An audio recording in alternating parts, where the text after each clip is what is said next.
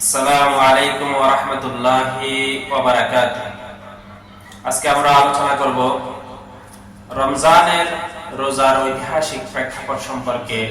আমরা আজকে আলোচনা করতে চাই রোজাটা, এই সিয়াম সাধনা যে রমজান মাসে আমরা 30 দিন রোজা রাখি, এই রোজাটা আসলে কোথা থেকে আসলো? হযরত আদম আলাইহিস সালাম যখন এই পৃথিবীর ইতিহাসে সর্বপ্রথম আল্লাহ রাব্বুল আলামিন আদম আলাইহিস সালামকে ছোট্ট একটা রোজা দিলেন।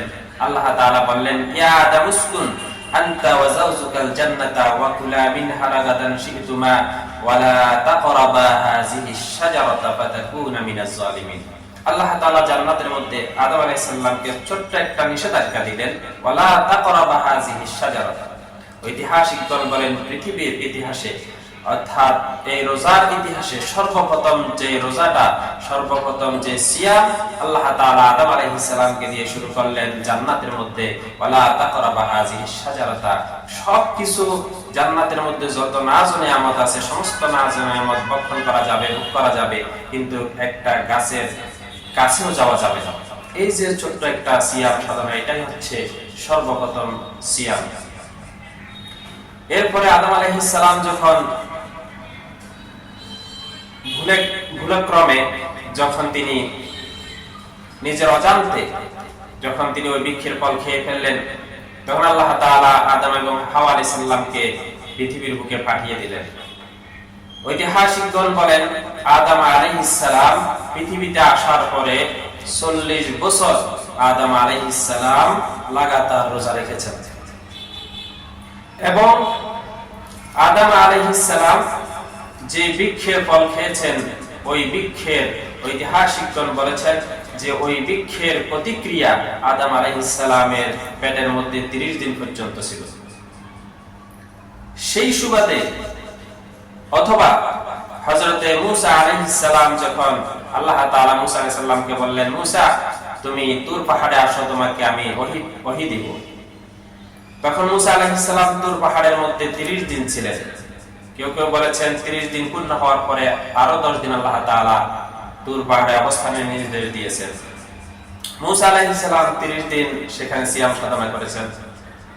এরপর থেকে হযরতে ইব্রাহিম আলাইহিস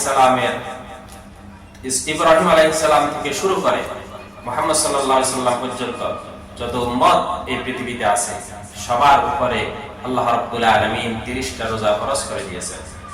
এই রোজাগুলো ফরজ করে দেওয়ার কারণটা কি?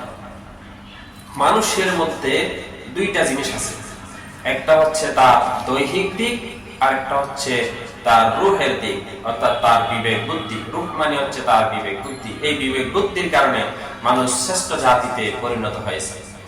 মানুষ দৈহিক দিক থেকে মানুষ অন্যান্য প্রাণীর মতো, মানুষকে খাওয়া খেতে হয়, পানাহার করতে হয়, ঘুমাতে হয়, তার যৌন চাহিদা পূরণ করতে হয়। মানুষ মারামারি করে, কাটাকাটি করে, রক্তপাত করে, এগুলা দৈহিক চাহিদা।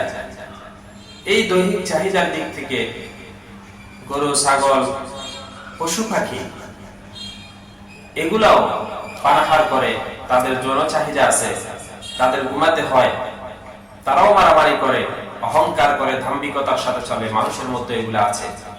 মানুষ যখন তাদের রূহের চাহিদাকে ভুলে গিয়ে, আল্লাহ রাব্বুল আলামিন কোরআনে কারীমের মধ্যে বলেছেন, ইয়াসআলুনাকা আনির রূহ কুলির রূহু মিন আমরি রাব্বি। হে নবী, আপনাকে রূহ সম্পর্কে জিজ্ঞাসা করা হয়। লোকেরা আপনাকে রূহ সম্পর্কে জিজ্ঞাসা করে, আপনি বলে দেন কুলির রূহু মিন আমরি রাব্বি। রূহটা হচ্ছে তোমার রবের পক্ষ থেকে একটি আদেশ মাত্র। মানুষ যখন এই রূহের চাহিদাটা ভুলে গিয়ে, মানুষ যখন দৈহিক চাহিদা পূরণের জন্য উদ্গ্রীব হয়ে যায়, মত্ত হয়ে যায়, তখন মানুষ পশুত্বে পরিণত হয়ে যায়। মানুষকে আল্লাহ তাআলা সর্বশ্রেষ্ঠ করে সৃষ্টি করেছেন, সর্বশ্রেষ্ঠ আকৃতি দিয়ে সৃষ্টি করেছেন। আল্লাহ রাব্বুল আলামিন বলেছেন, লাকাদ খালাকনাল ইনসানা ফি আহসানি তাকওয়িম। ইনসানকে আমি সর্বোত্তম আকৃতি দিয়ে সৃষ্টি করেছি।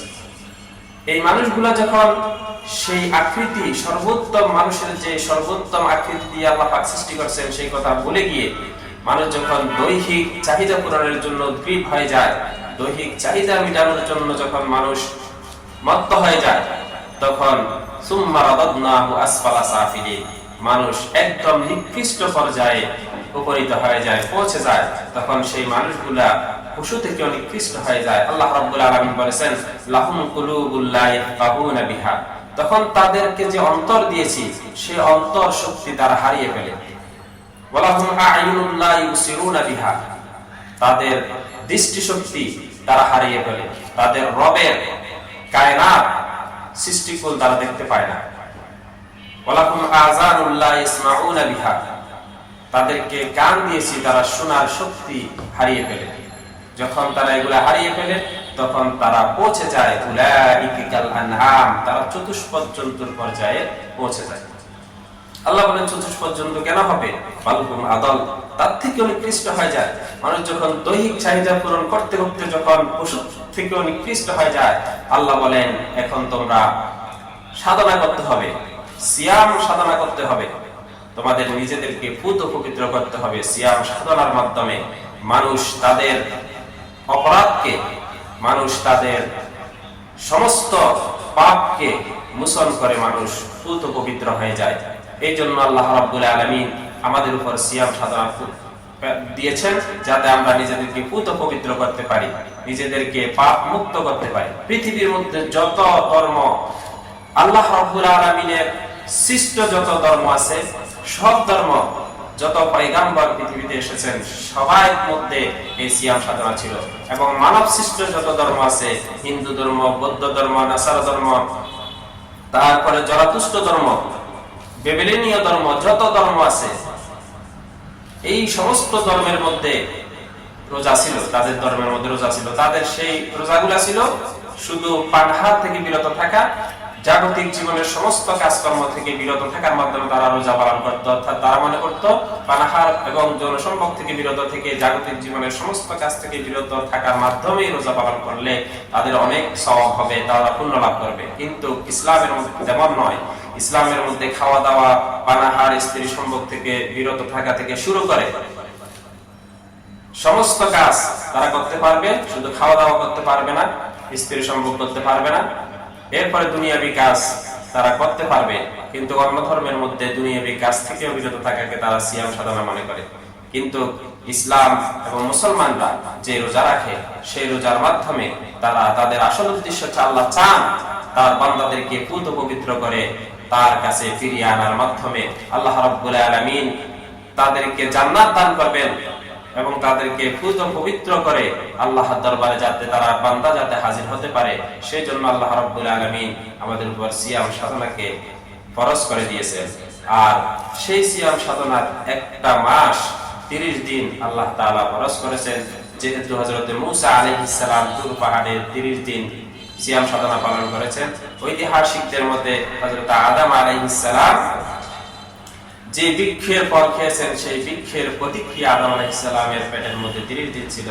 সেই জন্য হইতে পারে আমাদের উপর সেই 30টা রোজা আল্লাহ রাব্বুল আলামিন ফরজ করে দিয়েছেন, আমরা যাতে এই রোজার হক আদায় করার মাধ্যমে আল্লাহ সান্নিধ্যে পৌঁছাতে পারি।